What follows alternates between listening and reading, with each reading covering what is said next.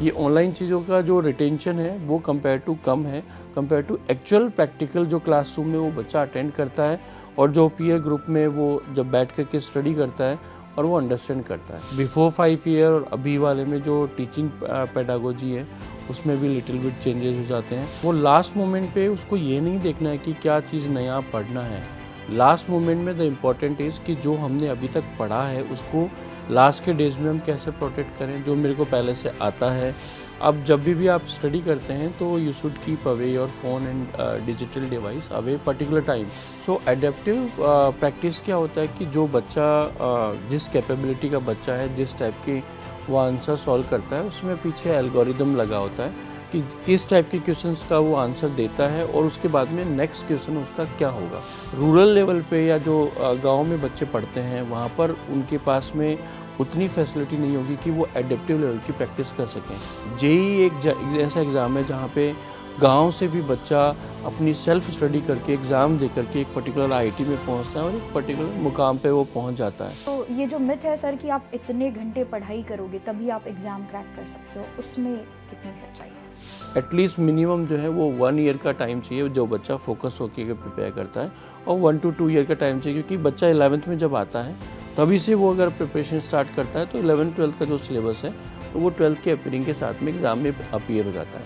ऐसा कोई fix hours नहीं है। कोई अगर फोकस स्टडी करता है तो 4 to 6 आवर्स अगर कंसिस्टेंटली वो 2 ईयर तक करता है तो it's more than sufficient. JEE और नीट बतौर स्टूडेंट आपका शेड्यूल कैसा होना चाहिए, एक आइडियल शेड्यूल कि हाँ आप अगर इन चीज़ों को फॉलो करते हो तो आप एग्ज़ाम क्रैक करने की ओर बढ़ चुके हो या कर सकते हो? द बेस्ट स्ट्रेटजीज, जब से आप जिस दिन से आप स्टार्ट करते हैं उसी दिन से जो आपने स्टडी किया है टीचर के साथ में या टीचर ने जो पढ़ाया है उसको सेम डे उस टास्क को कंप्लीट करना। जेईई और नीट हमारे देश के सबसे चुनौतीपूर्ण परीक्षाओं में से एक है। इस परीक्षा को क्रैक करने के लिए टिप और ट्रिक्स क्या होने चाहिए? जो स्टूडेंट्स परीक्षा के दौरान एक बार एग्जाम देकर असफल रह जाते हैं वो दोबारा खुद को रीसेट कैसे करें? इन सवालों के जवाब देने के लिए आज हमारे साथ जुड़ चुके हैं खास मेहमान, आकाश एजुकेशन के national academic director Ajay Kumar Sharma ji. Sir बहुत स्वागत है आपका हमारे चैनल पर। Thank you for inviting me, और ये मेरे लिए एक बड़ा अपॉर्चुनिटी है कि मैं यहाँ से आपके माध्यम से बच्चों को एड्रेस कर पाऊँगा, और जो लास्ट मोमेंट में जो बच्चे फील करते हैं उसको हम कैसे ठीक कर सकते हैं, और लास्ट प्रिपरेशन टिप्स क्या होनी चाहिए। और अभी जनवरी में ये फर्स्ट फेज है, इसके बाद में अप्रैल में भी फेज़ 2 होगा जेईई मेन एग्ज़ाम का, एंड देन उसके बाद में जेईई एडवांस एग्ज़ाम होगा। सो क्या करना चाहिए इन लास्ट के 3-4 मंथ्स में बच्चों को, वी विल डिस्कस अबाउट। तो सर मेरा सबसे पहला सवाल है कि जो स्टूडेंट्स अभी प्रिपरेशन कर रहे हैं और आज से 5 साल जो लोग प्रिपरेशन कर रहे थे, तो फ़र्क क्या है दोनों दौर में? 5 ईयर पहले और अभी वाले में डिफरेंस ये हो चुका है कि now the things lot of change, mode of pattern change, exam pattern change हो जाता है, सिलेबस और जो आस्किंग ऑफ क्वेश्चंस हैं वो चेंजेस हो जाते हैं। और बिफोर 5 ईयर और अभी वाले में जो टीचिंग पेडागोजी है उसमें भी लिटिल बिट चेंजेस हो जाते हैं। अभी बच्चों का आफ्टर कोविड पढ़ने का जो तरीका है, पैटर्न है, वो काफ़ी बदल गया है compare to before covid. Okay sir, exam देने से पहले जो 1 दिन 2 दिन या फिर 1-2 घंटे पहले जो स्टूडेंट के अंतर मन में चल रहा होता है, कैसे करेंगे क्या करेंगे, वो स्ट्रेस को कम करने के क्या टिप्स होने चाहिए? देखो, जेईई एग्ज़ाम जो है वो रियल में एक प्रेशर कॉम्पिटिटिव एग्ज़ाम है, लेकिन इसको मैनेज करने के लिए क्लैरिटी होनी चाहिए। अगर बच्चे के पास में क्लैरिटी है और वो लास्ट मोमेंट पे उसको ये नहीं देखना है कि क्या चीज़ नया पढ़ना है। लास्ट मोमेंट में द इम्पॉर्टेंट इज़ कि जो हमने अभी तक पढ़ा है उसको लास्ट के डेज में हम कैसे प्रोटेक्ट करें। जो मेरे को पहले से आता है वो मैं एक बार रिवाइज़ करूं बिफोर अपीयरिंग, तो इससे क्या होगा, जो एग्ज़ाम प्रेशर एंजाइटी है वो रिड्यूस हो जाएगी। सर इंटरनेट के नए दौर में ये नॉर्मल सी बात है कि हमारे पास फ़ोन होता है, अचानक से नोटिफिकेशन क्लिक हुई, पढ़ाई के दौरान हमने फ़ोन लिया और खोला और चेक किया कि क्या क्या चल रहा है। तो उस डिस्ट्रैक्शन को कैसे साइड करके हम पढ़ाई पे फोकस करें? ये मैं सारे बच्चों से डिस्कस करता हूँ। इवन हम क्लासरूम में भी जब बच्चों से डिस्कस करते हैं कि अभी इंटरनेट के दौर में हम इससे अलग नहीं कर सकते, कम्प्लीटली सेपरेट नहीं कर सकते, बट हम इसको इफ़ेक्टिव यूटिलाइज़ कर सकते हैं। अब जब भी आप स्टडी करते हैं तो you should keep away your phone and digital device away particular time. Suppose आप 1.5 घंटे के लिए पढ़ रहे हैं और आपको बीच में ब्रेक भी लेना है, तो जब आपका ब्रेक होता है 30 मिनट का या 40 मिनट का या 50 मिनट का, जब भी आप ब्रेक लेना चाहते हैं उस टाइम पे आप 5 to 10 मिनट के लिए उस डिवाइस को यूज़ कर सकते हैं। अदरवाइज़ जब आप सेल्फ स्टडी कर रहे हैं, आप फोकस होकर के प्रिपरेशन कर रहे हैं, तो आप डिवाइस को वहाँ से दूर रखिए। सो इस टाइप से अगर आप प्रिपेयर करेंगे तो आप दोनों से कनेक्टेड भी रहेंगे। तो इंटरनेट के ज़माने में हमें चाहिए कि हमें कनेक्टिविटी चाहिए, वो भी रहेगी, लेकिन इसको इफ़ेक्टिव यूटिलाइज कैसे कर सकते हैं, this is the only way in this situation. और सर जो स्टूडेंट होते हैं कहते हैं हमने जितना वक्त हम किताबों पे देंगे उससे अच्छा है कि उतना समय हम एआई, चैट जीपीटी या फिर यूट्यूब की वीडियोस देख के पढ़ाई कर लेते हैं। तो ये जो एआई का एक नया जो ट्रेंड हमारे बीच आया है, क्या ये स्टूडेंट्स के लिए बेनिफिशियल है या फिर उनके लिए नहीं? देखो, किसी भी चीज़ का जो ओवर एक्सेस यूटिलाइजेशन होता है वो गलत हो जाता है। ये सारी चीज़ें टेक्नोलॉजी हैं जो हमें सपोर्ट करती हैं किसी भी सॉल्यूशन को क्विकली फाइंड आउट करने के लिए। अब मैं अगर क्लास अटेंड करता हूँ, क्लास में अगर मेरे से क्लास मिस हो गई है और उस पर्टिकुलर टॉपिक का वीडियो अगर मेरे को देखना है, तो I can go on YouTube and we can learn just that particular topic और वी कैन कम बैक। हमें अंडरस्टैंड हो जाएगा, पता चल जाएगा और हम उसको पढ़ सकते हैं, देख सकते हैं। और अगर हमें कोई इमीडिएटली क्विक सॉल्यूशन चाहिए जो हमें प्रैक्टिस करने के बाद में 2-3 बार हम ट्राई कर चुके उसके बाद नहीं आ रहा, तो you can take a help of teacher, otherwise you can take a help of AI solution and all. But सारा का सारा उसी के ऊपर डिपेंडेंट होना वो गलत मेथड है, बिकॉज ये ऑनलाइन चीज़ों का जो रिटेंशन है वो कंपेयर टू कम है कंपेयर टू एक्चुअल प्रैक्टिकल जो क्लासरूम में वो बच्चा अटेंड करता है और जो पीयर ग्रुप में वो जब बैठ कर के स्टडी करता है और वो अंडरस्टैंड करता है। सो ये सारी चीज़ें सपोर्टिव होनी चाहिए, न कि कम्प्लीटली इन पर डिपेंडेंट होना चाहिए। ओके सर, जो एक नया पैटर्न आया है अडॉप्टिंग टेस्टिंग, शायद ये पहली बार है जी स्टूडेंट्स के लिए, वो क्या है, एक बार आप बता सकते हैं?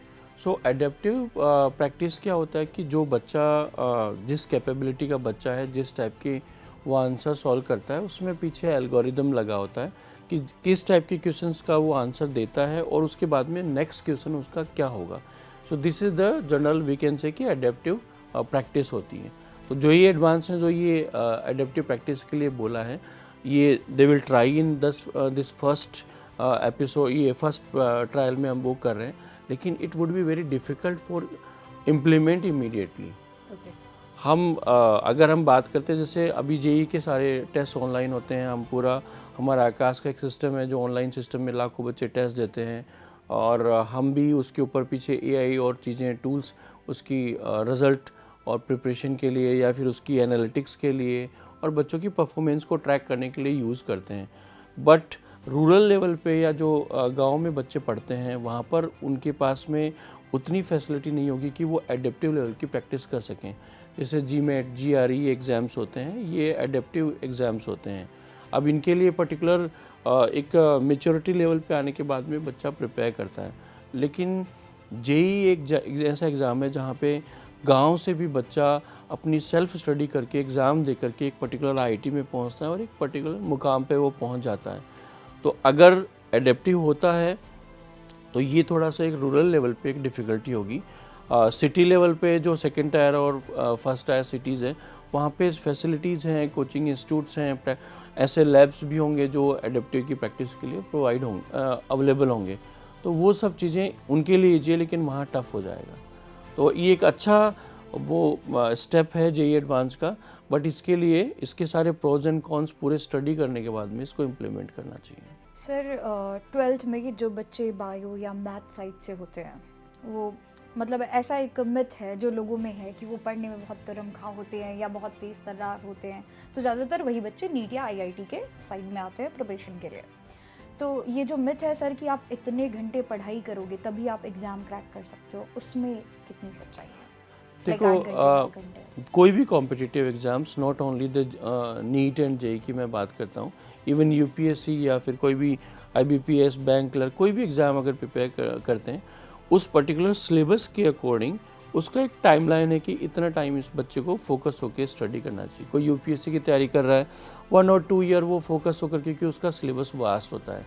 वैसे ही नीट और जेई का सिलेबस थोड़ा वास्ट है, इसमें पूरा 11th एंड 12th का सिलेबस आता है।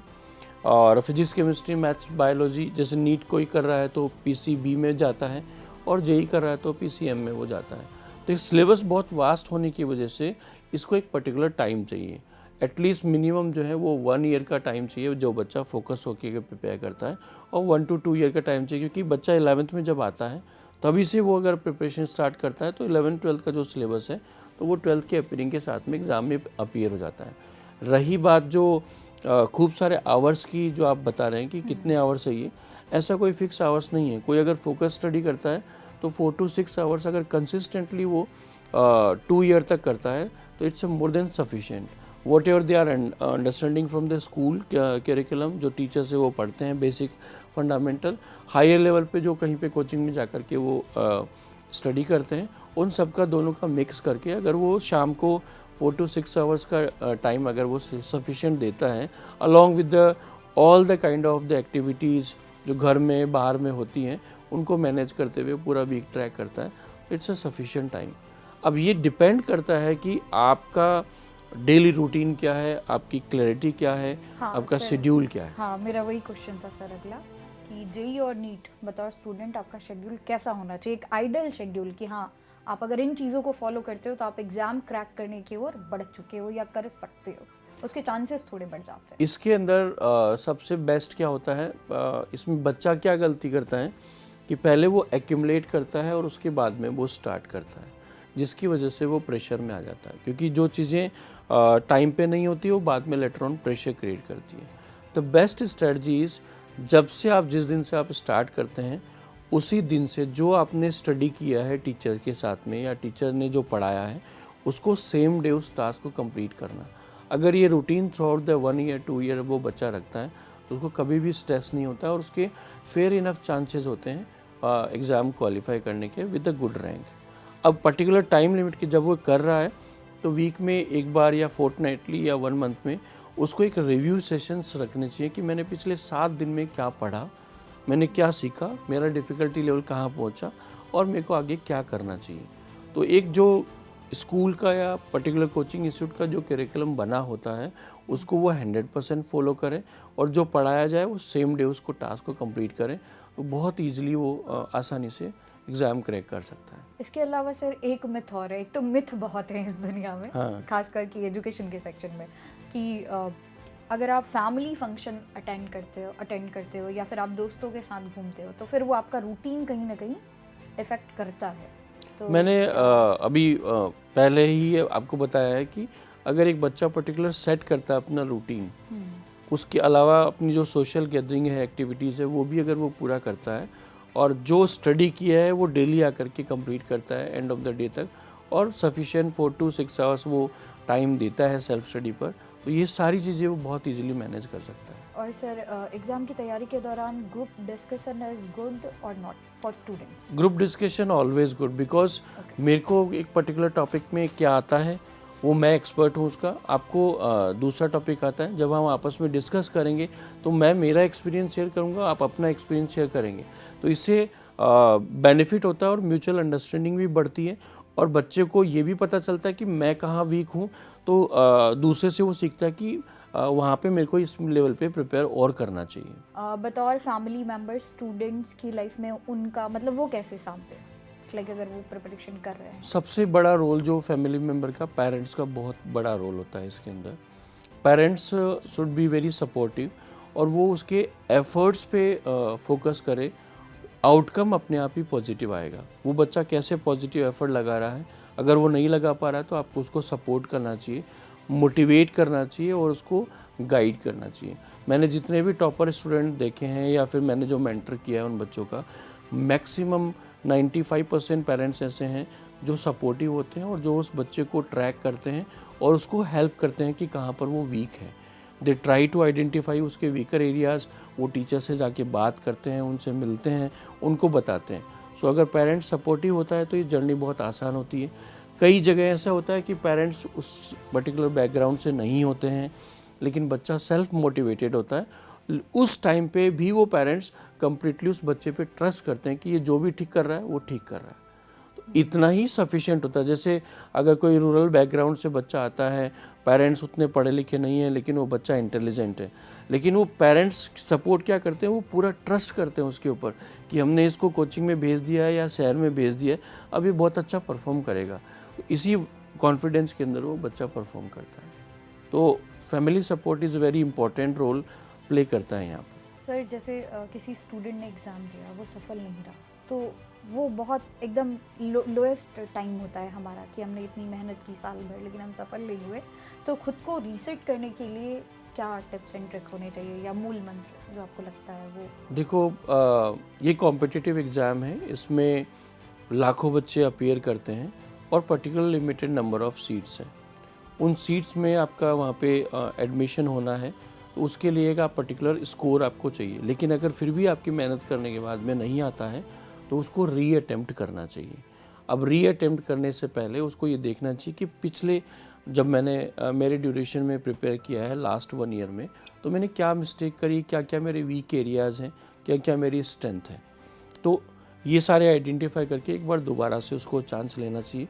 फिर भी ये कॉम्पिटिटिव एग्ज़ाम ऐसा है, ये मेंटल टफनेस सिखाता है, आपको प्रेशर में काम करना सिखाता है, कैसे प्रेशर को हैंडल करना चाहिए। तो जितने भी बच्चे मैंने आज तक देखे हैं जो सपोज़ उनको डिज़ायर कॉलेज नहीं मिलती है, तो वो फिर क्विट करके चेंज करते हैं, बट वो लाइफ में ये फेज करने के बाद में वो स्ट्रॉन्गर हो जाते हैं, वो दूसरे फील्ड में भी बहुत अच्छा परफॉर्म करते हैं। तो सर, तो अगर इसमें नहीं तो किस में? जैसा आपने कहा कि दूसरे सेक्टर्स में वो जा सकते हैं, इसकी प्रिपरेशन के बाद हम सफल नहीं होते, तो हमारे लिए कौन कौन से सेक्टर्स के रास्ते ऐसे हैं जो खुले होते हैं? या हम जा अगर सकते मैं हैं? 12th की बात करता हूँ, तो अगर वो बच्चा ऑलरेडी पहले से अगर जेई नीट की बात करते हैं, तो वो साइंस बैकग्राउंड में या पीसीएम होगा उसके पास या पीसीबी होगा, तो वहाँ पर भी वास्ट ऑफ करियर अपॉर्चुनिटीज़ है। जैसे वो अभी टेक्नोलॉजी में बीसीए में कॉलेज में जो टेक से रिलेटेड जो कोर्सेज हैं उनके अंदर जा सकता है। वो डिफरेंट जो बायोलॉजी में जो पैरामेडिकल साइंसेज हैं उनके अंदर जा सकता है, वहाँ पर भी बहुत सारी अपॉर्चुनिटीज़ हैं। आज भी पूरे वर्ल्ड लेवल पे जो पैरामेडिकल स्टाफ है या फिर जो सपोर्टिव टेक स्टाफ है, उनकी बहुत रिक्वायरमेंट होती है। बीसीए कर सकता है, एमसीए कर सकता है, पैरामेडिकल में जितने भी मल्टीपल ऑप्शन है उनमें वो जा सकता है। तो सर, ये जो मॉक टेस्ट है, ये एक बिजनेस मॉडल है या स्टूडेंट्स के लिए फ्रूटफुल है ये? नहीं, मॉक टेस्ट हमेशा फ्रूटफुल होता है। डेटा 1000 ऑफ स्टूडेंट्स का डेटा ये शो करता है कि अगर कोई बच्चा मॉक टेस्ट की प्रिपरेशन करता है, तो 30% से ज़्यादा बच्चे उसके अंदर बेटर परफॉर्म करते हैं फाइनल एग्ज़ाम में, क्योंकि उसको एग्ज़ाम सिमुलेशन पता चलता है। So they should be try mock test before the 1 month of और 2 मंथ ऑफ एग्ज़ाम। उनको करना चाहिए अगर उनका सिलेबस पूरा हो गया। सर, इस एग्ज़ाम की प्रिपरेशन के साथ टाइम मैनेजमेंट स्टूडेंट्स कैसे करें, एक बार ये ब्रीफ कर दीजिए। सो इसमें टाइम मैनेजमेंट का पूरे कॉम्पिटिटिव एग्ज़ाम में बहुत बड़ा रोल होता है। सबसे पहली बात ये आती है कि जो एग्ज़ाम पैटर्न है वो बच्चे को पता होना चाहिए। 3 आवर्स का जब वो टेस्ट देता है जेई मेन का, और जेई एडवांस का वो 6 आवर्स का टेस्ट देता है, तो वहाँ पर 1 hour physics, 1 hour chemistry, 1 hour maths, ये उसको देखना होता है। तो अब कई बार क्या होता है, बच्चा जब स्टार्ट करता है, पेपर स्टार्ट करता है, उसको पता नहीं चलता 1.5 आवर पर्टिकुलरली एक मैथ्स में ही उसने लगा दिया और बाकी का बचा हुआ टाइम उसके पास में कम हो गया। तो ये बच्चों के लिए एडवाइस है कि जब भी आप एग्ज़ाम देते हैं, एग्ज़ाम सिमुलेशन से पहले आप जो मॉक टेस्ट में अपीयर करते हैं उसमें अपना टाइम मैनेजमेंट को बैलेंस करें, और जब भी बच्चा फाइनल एग्ज़ाम देता है तो वो सेम अगर 5-10 टाइम्स अगर उसने सेम रूटीन से वर्क किया है, तो वहाँ पर भी वो बहुत ईजिली मैनेज कर पाएगा। पहले फर्स्ट जो क्वेश्चंस आते हैं उनको 1 आवर टाइम मैक्सिमम एक सब्जेक्ट का है, तो ट्राई करें कि उसको 50 मिनट या 55 मिनट में करने की कोशिश करें। फिर जब लास्ट में टाइम बच जाता है तो पूरा का पूरा उसको रिव्यू करें। So time management play important role in competitive exams. इसके अलावा सर, आईआईटी में एडमिशन के लिए कौन सा सब्जेक्ट सबसे ज़्यादा स्कोरिंग होता है? Maths, physics, chemistry? अगर केमिस्ट्री, फिजिक्स, मैथ्स में बात करते हैं तो chemistry is more scoring compare to physics and maths. वो ईजी होता है और यानी कि पेपर भी इजी आता है, सब्जेक्ट भी मैथ्स और फिजिक्स की कंपेरेटिवली इजी होता है, तो बच्चा उसमें मैक्सिमम स्कोर कर सकता है। और जिसमें जो केमिस्ट्री में सबसे ज़्यादा स्कोर करता है उसका रैंक भी बेटर होता है। सेकेंड नंबर पे फिजिक्स आता है। फिजिक्स मिड लेवल का आता है, जिसके अंदर हम ये कह सकते हैं केमिस्ट्री से थोड़ा टफ होता है, मैथ्स से थोड़ा इजी होता है। लेकिन मैथ्स हमेशा ही टफ आता है, मैक्सिमम टाइम बच्चा मैथ्स में स्टक हो जाता है और बाकी पेपर उसका छूट जाता है। तो ट्राई ये करें कि सबका टाइम मैनेजमेंट के साथ में पहले केमिस्ट्री को मैक्सिमम करने की कोशिश करें, then physics and maths. Select वो कोई भी कर सकता है पहला जो उसकी चॉइसेस है, but time management is play important role. Okay sir, जो भी बच्चे प्रिपरेशन कर रहे हैं या जो एग्ज़ाम देने जा रहे हैं या जो एक बार असफल होकर दोबारा जुड़ गए, उनके लिए आप क्या मैसेज देना चाहेंगे? देखो, ये एक कॉम्पिटिटिव एग्ज़ाम है और लाइफ में हमें 2-3 कॉम्पिटिटिव एग्ज़ाम्स देने पड़ते हैं जब भी हम किसी भी पर्टिकुलर जगह पे हम पहुंचते हैं। आप ये दे रहे हैं, उसके बाद में ग्रेजुएशन के बाद में आप कैट देंगे फॉर MBA करने के लिए या बाहर जाने के लिए GRE देंगे। तो कॉम्पिटिटिव एग्ज़ाम्स है, ज़रूरी नहीं है कि एक फर्स्ट और लास्ट है। एक असफल हो गए तो दूसरा हमें आगे की स्टेज में हमें मैच्योर होकर के देना पड़ेगा। अगर मैं JEE और नीट की प्रिपेयर नहीं कर पाता हूँ तो मैं ग्रेजुएशन के बाद में किसी दूसरे कॉम्पिटिटिव की प्रिपरेशन करूँगा। बट यहाँ पर जो मैंने सीखा, जो मेरी प्रेशर को मैनेज करने की स्ट्रेंथ है, जो मेरी चीज़ों को अंडरस्टैंड करने की स्ट्रेंथ है, मेरा टाइम मैनेजमेंट है, वो मेरे को लेटर ऑन बाद में काम आएगा। So don't give up, there is a lot of opportunities in future. Thank you so much Ajay sir, आज की वीडियो में जुड़कर स्टूडेंट्स की मुश्किल राह को आसान बनाने के लिए। वीडियो पसंद आई हो तो चैनल को सब्सक्राइब करना ना भूलें और ज़्यादा से ज़्यादा अपने ग्रुप सर्कल्स में शेयर करें। Thank you for watching.